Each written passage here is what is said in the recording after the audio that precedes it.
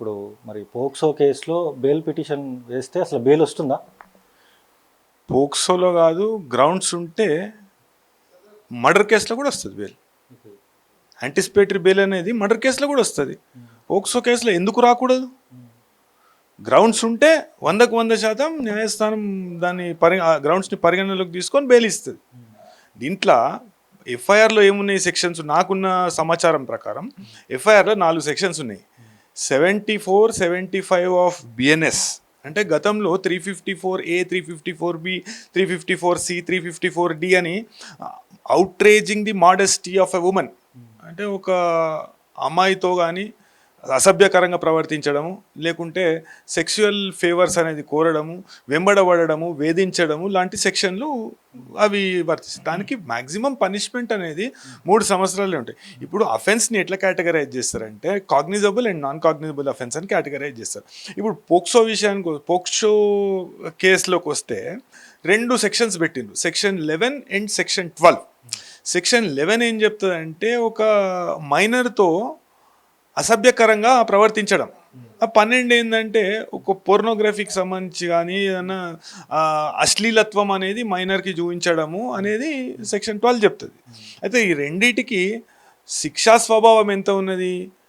3 సంవత్సరాలే. 3 సంవత్సరాలు వచ్చినప్పుడు ఇప్పుడు అర్నేష్ కుమార్ జడ్జిమెంట్ ఏదైతే ఉన్నదో దానిలో 7 సంవత్సరాలు కానీ 7 సంవత్సరాల లోపట కానీ శిక్ష పడే నేరారోపణ చేసి ఉండినట్లయితే ఆ నేరానికి ముందస్తుగా నోటీస్ ఇచ్చి అతని నుండి ఎక్స్ప్లెనేషన్ కోరి ఒక ప్రొసీజర్ ఉంటుంది. ఇంతకుముందు 41A అంటుండేదాన్ని, ఇప్పుడు 35(3) ఆఫ్ బిఎన్ఎస్ఎస్ అయింది. 35(3) ఆఫ్ బిఎన్ఎస్ఎస్లో ఈ ముందుగా నోటీస్ ఇచ్చి ఆ వ్యక్తికి అయితే బెయిల్ వేసిన మాట వాస్తవమే, నేను కూడా చూశాను. అయితే యాంటిసిపేటరీ బెయిల్ అడుగుతూ అయితే యాంటిసిపేటరీ బెయిల్ కాకుండా ఇది దీంట్లో నోటీస్ ఇవ్వమని ఆదేశాలు ఇచ్చే అవకాశం ఉంటుంది ఒకవేళ 14th హియరింగ్ వస్తే. ఎందుకంటే వెకేషన్ ఉంది కాబట్టి vacation court, first vacation court 14th నాడు ఉన్నది. వెకేషన్ కోర్టులో బెయిల్స్ కూడా తీసుకుంటారు. అయితే ఇది విచారణకు వస్తే మాత్రం ఏమన్నా ఆదేశాలు ఉంటే నా వ్యక్తిగత అభిప్రాయం ప్రకారము దీంట్లో నోటీస్ ఇవ్వండి అని పోలీస్ వాళ్ళకు ఆదేశించే అవకాశం ఉంటుంది. పోక్సో కేసు పెట్టంగానే దాని బెయిల్ లేని సెక్షను, దానిలో బెయిల్ రాదు. ఇప్పుడు బెయిల్ అనేది ఫండమెంటల్ రైట్. అంటే కొన్ని కేసులలో బెయిల్ అనేది ఫండమెంటల్ రైట్. అయితే ఇప్పుడు శిక్షాస్మృతి కూడా ఏం చెప్తుంది అంటే అసలు శిక్షా స్మృతిలో కావచ్చు, చట్టంలో ఉన్న అంశాలను కావచ్చు, వీటిని పరిగణలోకి తీసుకోకుండా ఎట్లా పడితే అట్లా మనిషిని శిక్షించే అవకాశం లేదు. మనం we follow an adversarial system of criminal trial కాబట్టి ఎవరిని పడతాలని ఎట్లా పడితే అట్లా శిక్షించే అవకాశం లేదు. దానిలో ఉన్న చట్టంలో ఉన్న ప్రొసీజర్ అనేది ఫాలో కావాలి. రాజకీయంగా ఎన్నో వ్యాఖ్యలు, ఎన్నో విమర్శలు అనేటివి, వాళ్ళ తండ్రి రాజకీయ నాయకుడు కాబట్టి ఒక కేంద్ర హోంమంత్రి, సహాయక హోంమంత్రి కాబట్టి ఎన్నో రాజకీయ వ్యాఖ్యలు అనేటిది చేయడం జరుగుతుంది. అదేవిధంగా ఆ రాజకీయ వ్యాఖ్యల నేపథ్యంలో మనం ఆ కేసును చూడొద్దు.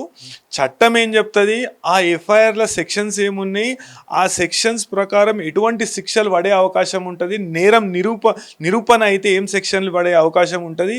ఇంకొకటి ఏంటంటే మనం దృష్టిలో పెట్టుకోవాల్సిన విషయం ఏంటంటే మీడియా కానీ ఎవరైనా వ్యాఖ్యలు చేసే వాళ్ళు కానీ దీని గురించి మాట్లాడే వాళ్ళు కానీ దృష్టిలో పెట్టుకోవాల్సింది ఏంటంటే ఇది చాలా సున్నితమైన అంశము. ఎఫ్ఐఆర్లో కూడా మనం చట్టం ఏం చెప్తుందంటే ఎఫ్ఐఆర్లో కూడా బాధితురాలి పేరు అనేది మనం ప్రస్తావించరాదు. అదేవిధంగా ఛార్జ్షీట్లో కావచ్చు, కోర్టు డాక్యుమెంట్స్లో కూడా కావచ్చు విక్టిమ్ అనే రాయడం జరుగుతుంది కానీ పేరు ప్రస్తావించడం జరగదు. ఇది సున్నితమైన అంశం కాబట్టి ఊహాగానాలకు తావివ్వకండి. పోలీస్ వాళ్ళు ఏదైనా ప్రకటన విడుదల చేస్తే లేకుంటే కోర్టుకు సంబంధించిన డాక్యుమెంట్లు మీ దగ్గర ఉంటేనే తప్ప, అంటే ఆ డాక్యుమెంట్లో ఉన్న కంటెంట్ తప్ప వేరే కంటెంట్ మీద ఊహాగానాలు, కొంతమంది ఏంటంటే అత్యాచారం జరిగిందంటుండ్రు, కొంతమంది ఇదంటుండ్రు అదంటుండ్రు, అవన్నీ దాంట్లో లేవు. ఒకవేళ పోలీస్ వాళ్ళు అధికారికంగా ఒక ప్రకటన ఇస్తే తప్ప అటువంటివి వ్యాఖ్యలు చేయొద్దని నేను కోరుతున్నాను. అయితే పూర్తిగా కూడా సార్ గతంలో ఎన్నో మర్డర్ కేసులు, ఎన్నో రేప్ కేసులు కూడా జరిగిన పరిస్థితి ఉంది. చిన్నపిల్లలను కూడా రేప్ చేసిన పరిస్థితి ఉంది. వాళ్ళనేమో గత ప్రభుత్వం కావచ్చు, చాలా ప్రభుత్వాలు కూడా ఎన్కౌంటర్ చేసి చంపేసిన పరిస్థితి కూడా ఉంది. ఇప్పుడు చాలామంది కూడా ఇట్లా ఎన్కౌంటర్ చేయాలి లేకపోతే జైలుకి పంపించాలంటూ కూడా మాట్లాడుతూ ఉన్నారు. ఎట్లా చూస్తారు అది? ఎవరు అంటుండ్రు ఎట్లా పడితే రోడ్ల మీద పోయేటోళ్ళు అందరూ ఎన్కౌంటర్ చేయాలి, ఇది చేయాలంటే ఆ చట్టాలు, న్యాయాలు, న్యాయస్థానాలు అనేటివి లేవా? ఇప్పుడు ఎన్కౌంటరు కొన్ని సమయాలలో ఇప్పుడు నిందితులు పారిపోయే సమయంలో లేకుంటే పోలీస్ వాళ్ళ మీద కాల్పులు జరిపినాయో సందర్భాలలో పోలీస్ వాళ్ళ ఆత్మరక్షణకు ఇప్పుడు పోలీస్ వ్యవస్థ మీద నమ్మకం లేదా అండి? పోలీస్ వ్యవస్థ పనిచేస్తుంది. ఇప్పుడు సిట్ ఏర్పాటు చేసిండ్రు, అది కూడా ఒక లేడీ ఐపీఎస్ ఆఫీసర్ నేతృత్వంలో ఒక సిట్ ఏర్పాటు చేయడం జరిగింది. ఆ సిట్ ఏర్పాటు చేసినప్పుడు సిట్ అనేది వాళ్ళ డ్యూటీస్ని వాళ్ళని చేయనియరా? లేకుంటే ఇదే విధంగా మనం ఈడ ఒక సామాజిక మాధ్యమంలో లేకుంటే ఒక నా ఆఫీస్లో కానీ లేకుంటే వేరే బహిరంగంగా కానీ మీడియాతో మాట్లాడితే లేకుంటే మీడియా డిస్కషన్ చేస్తే, మీడియా డిబేట్ పెడితే, మీడియా ట్రయల్ చేస్తే అతనికి శిక్ష పడే అవకాశం ఉంటుందా? ఉండదు కదా. ఇప్పుడు దానిలో నేనేమంటున్నా అంటే ఖచ్చితంగా శిక్షించాలి, నేరం చేస్తే ఖచ్చితంగా శిక్షించాలి. అది కూడా ఈ తీవ్రమైన నేరము అంటే సమాజానికి ఇప్పుడు మనము చట్టాన్ని ప్రభుత్వాలు రక్షిస్తూ చట్టాన్ని అమలు పరిచే మన కర్తవ్యం ప్రభుత్వాన్ని. అయితే ప్రభుత్వం ఏం చేస్తుందంటే పూర్తి స్థాయిలో దర్యాప్తు చేయడానికి కొంతమంది సీనియర్ అధికారులను నియమించింది. దాన్ని ఆ ప్రక్రియను మనం కొనసాగనియాలి, ఆ ప్రక్రియను కానియాలి. అంటే ఈచ్ కేసెస్ డిస్టింక్ట్. అదే గతంలో ఏదో జరిగింది, గతంలో ఎన్కౌంటర్ చేయాలంటే ఇక మళ్ళీ కోర్టులు బంద్ చేద్దాం, మరి ఎన్కౌంటర్లు చేద్దాం. ఎవరైనా వచ్చి అలిగేషన్ పెడితే అంటే దాన్ని విచారణ చేపట్టొద్దు, దానిలో ఏమున్నదో చూడొద్దు, అది నిజమా తెలియదా, అబద్ధమా తెలియదు, దాన్ని ఎన్కౌంటర్ చేయాలంటే. ఇప్పుడు సంజయ్ గారి తనయుడు ఒక కంప్లైంట్ పెట్టిండు, భగీరథ ఒక కంప్లైంట్ పెట్టిండు. కంప్లైంట్ ఇస్తే తీసుకోవాలి అని చట్టం చెప్తుంది కాబట్టి తీసుకుండ్రు, ఎఫ్ఐఆర్ చేసిండ్రు. అదేవిధంగా విక్టిమ్ కూడా ఆమె విక్టిమ్ అని చెప్తూ తల్లి ఒక కంప్లైంట్ పెట్టింది. ఆ కంప్లైంట్లో ఇప్పుడు మళ్ళీ ఒకసారి ఆమె స్టేట్మెంట్ ఆల్రెడీ రికార్డ్ చేసిండ్రు. ఇప్పుడు డీసీపీ గారు ఏదైతే మన వాళ్ళు ఏమంటున్నారంటే సార్, కనీసం మేము కంప్లైంట్ ఇవ్వడానికి వెళ్తే కనీసం పోలీసులు మా కంప్లైంట్ కూడా తీసుకోలేదని చెప్పేసి కూడా మాట్లాడుతున్నారు. ఎఫ్ఐఆర్ ఎందుకైంది? 684 అయింది కదా, ఎఫ్ఐఆర్ అయింది కదా. ఎఫ్ఐఆర్ అయ్యి నేను సెక్షన్లతో సహా చెప్తున్నా కదండి. ఎఫ్ఐఆర్ అయింది, ఆ బాధితురాలి వాంగ్మూలం అనేది రికార్డ్ చేసిండ్రు. రికార్డ్ చేసినాక దానికి సంబంధించిన అంశాలన్నీ మొత్తం పరిశీలిస్తుండ్రు పోలీస్ వాళ్ళు. అదేవిధంగా సిట్టు నేతృత్వంలో ఇన్వెస్టిగేషన్ జరుగుతుంది.